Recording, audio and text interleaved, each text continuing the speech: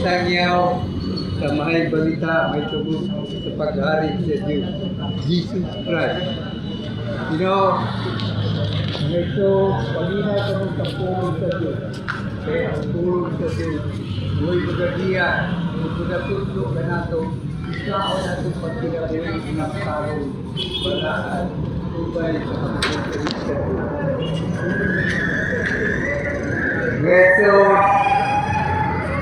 kapit na ang pagbalik ni Jesus Christ. The second coming of Jesus Christ. Kadaghanan ka na ito nini, wala pa makapagandang magkatubang ka niya. Kailan ako, atagin yung igayon, ang tulong sa Diyos kaya sa inyong kinabuhi. Kaya ang tulong sa Diyos, may makanuan na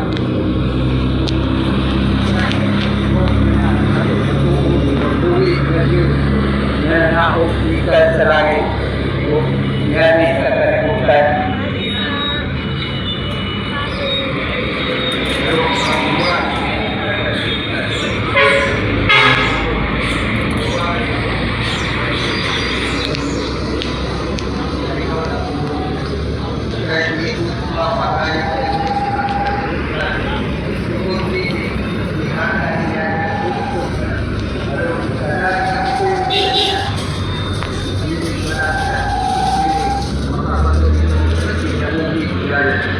Kaya wala yung padala sa Diyos na sa kalimutan ang pagtulong kundi ang pagbuhat.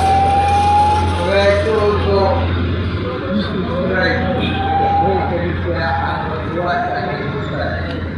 Halagang Diyos, Espiritu siya, Diyos ng Espiritu. Kung katong magsiba kaya, ginagawa magsiba niya sa Espiritu o sa kapaturan.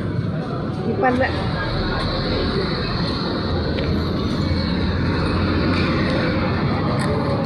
Gagay ko.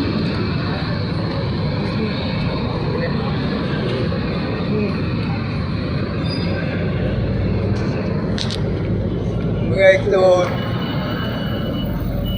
at lagi niyong higayon ang Diyos sa iyong kinabuhi. Kaya ang Diyos, kung naghatag ka na itong kinabuhi, pinagi sa iyong Espiritu. Kaya nagigaw ng pulong sa Diyos. Bulahan ang tao na mamati sa pulong sa Diyos. Matuma din. Ito, hinanglan niya ang pulong sa Diyos atong kinabuhi.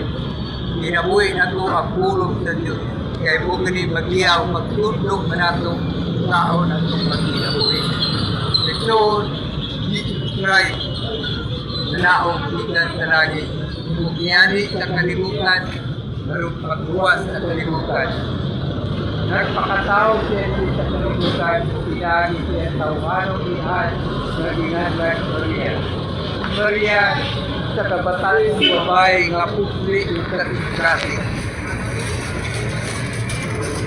Nagdumat sa tanan niyang mga tubo.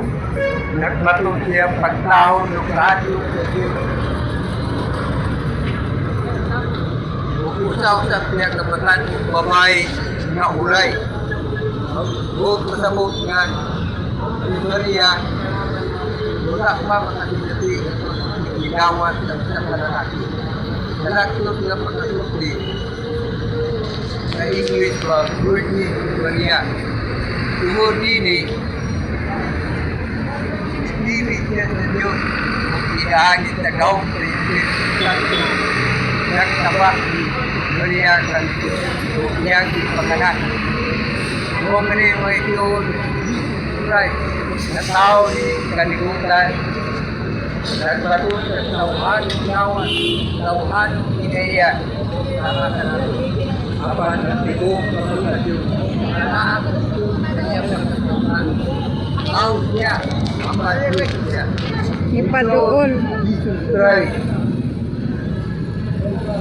Yari sa kalibutan, aron isangyaw ang kaluwasan alag sa tanan. Inagi sa pag-ilusod o pagpasay sa mga sala.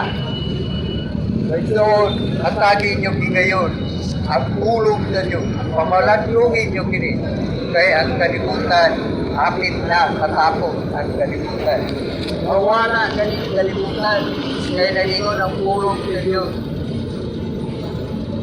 Ang kalangitan o ang yuta na atong makita karon. Itagana aron nagdago niyaagi sa kalayo. Ianya kini alang sa adlaw nga ang mga lutan bukman nagdago. Ito ang kalibutan ni Christ. Mawala kini kalangitan. Wala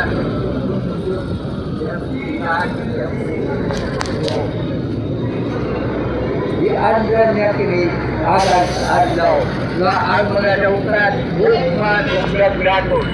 Ang pangutana nga ro may ito isa magkini mga dautan nga bukman o grado sa Diyos. Bukini sila ang mga tao nga wala kina sa matuon buwi sa Diyos.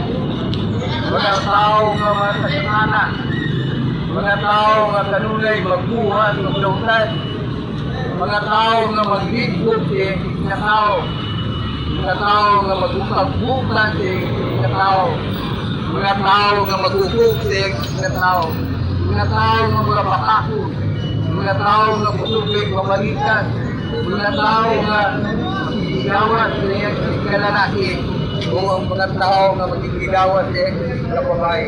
Kung ganyan na tao nga naglago sa Diyos, pamaladlungin ninyo ang pulong sa Diyos.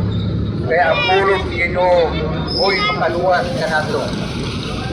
Diya na kamong pagpakasala kay Diyos. O bitugya na inyong paghilingon nato sa Diyos. Pagwag mo kong pagkinabuhi. Pagbalaan ka mo, balik ka mo nato sa Diyos. Aron nga, maluwas ka mo.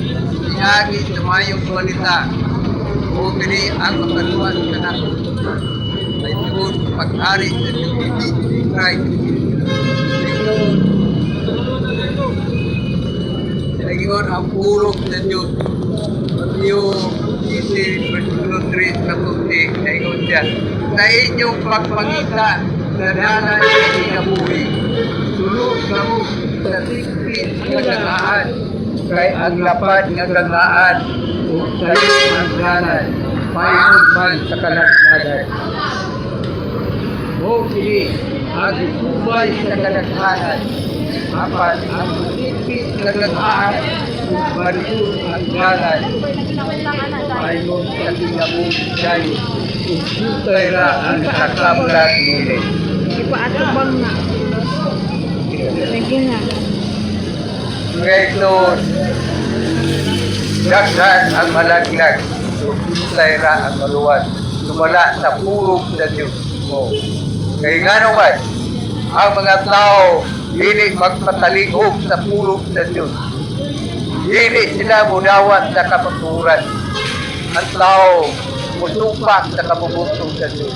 Muna nga ang tao malaglag, sunod kay masinupakon man siya, masukilon, dili tumat siya saan niya sa Diyos. Lahat na ng tao, linuhat kita sa Diyos. So, sama sa iyang ginagawa, dili atong physical body na itong physical appearance. O pwede ang ibra sa atong mo, atong Diyos. O, pwede siya. So, gusto sa Ginoo nga kitan sa ng tao magkinabuhi nga balaan tama ka niya. Kay walay tao nga makasulod sa gingarian sa Diyos. Kung ang imong kasing-kasing puno sa mga sala. O, puno sa mga sala. Kitan sa ng mga katawan din sa kalibutan na ilalong kita sa gahong sa sala. Nahulipong kita sa gahong sa sala. Igapos kita di sa tanan sa mga sala. Una nga ang mga tao malaglag. At Diyos, mutuman siyang mga saan. Kay katong mga tao nga dili mutuo siyang pulong. Alaot siya. Kay dilutan siya sa Diyos. Naingon ang pulong sa Diyos. Marcos 16:16 naingon siya. Paglataw ka mo ngatong sa tibok kalibutan, Kung isang yaw pinimay balita nato sa tanan katawan. Ang mutuo o ang magpabunyag maluwat. Apan ang dili mutuo silutan. May Lord, ang pulong sa Diyos matubad. Walay pulong sa Diyos nga napakyat. Walay makak nga nagkatikan sa pulong sa Diyos. Kaya ang pulong sa Diyos kamatuoran man. Kita tanan tao, ugmag kita sa Diyos, pinaagi sa kamatuoran. Usa, may Lord, pamalandungin niyo ko rin. Lord ka mo nga sa atong Diyos na buhi, Jesus Christ.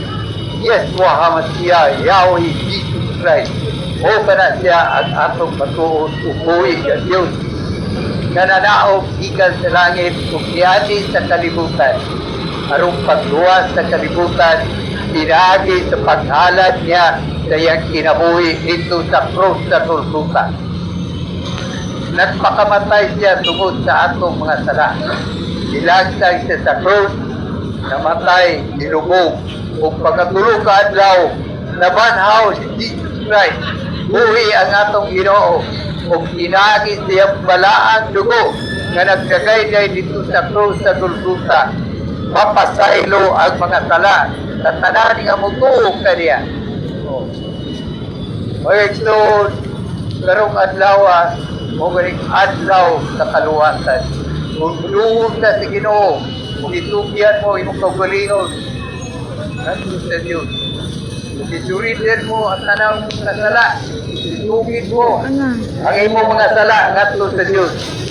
Kay siya nga mataro, kung matinumanong siyang mga saan, kung pasaylo ngayon sa atong mga sala, kung mag-indo sa atong mga kalapasan, inaagi sa iyang balaang dugo. May Lord, atagin niyo ang Ginoo sa iyong kinabuhi. Atagin niyo, isbaan siya, alagari ang Ginoo. Daigan niyo ang Ginoo. Awitan niyo ang Ginoo. Sayawan niyo ang Ginoo. Aron siya may muon galinin. O diya na pagpasana. O, kaya naging ang Ginoo, inusuli ang inyong mga sala. O diya na pagpakasala. May Lord, balik ka mo sa Ginoo, kung pag-inulsog ka mo, kung pagpabunyag, inaagi sa ngalan ni Jesus Cristo, aron ka mo makabaton o kaluwasan nga naa kang Kristo.